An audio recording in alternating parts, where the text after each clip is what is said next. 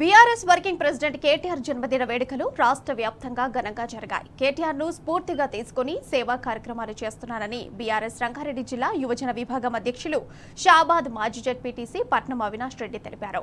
KTR birthday సందర్భంగా షాబాద్లోని star గార్డెన్లో 150 మంది నిరుపేద మహిళలకు కుట్టు మిషన్లు పంపిణీ చేశారు. 5 వికలాంగులకు స్కూటీలను అందించారు. తెలంగాణ పునర్నిర్మాణం కోసం తాను భాగస్వామ్యమయ్యానని తెలిపారు. ఇక ఇప్పటి వరకు 2 కోట్ల రూపాయల విలువ చేసే స్కూటీలు, కుట్టు మిషన్లు, ట్రై సైకిళ్లు అందజేశానని అవినాష్ రెడ్డి వెల్లడించారు.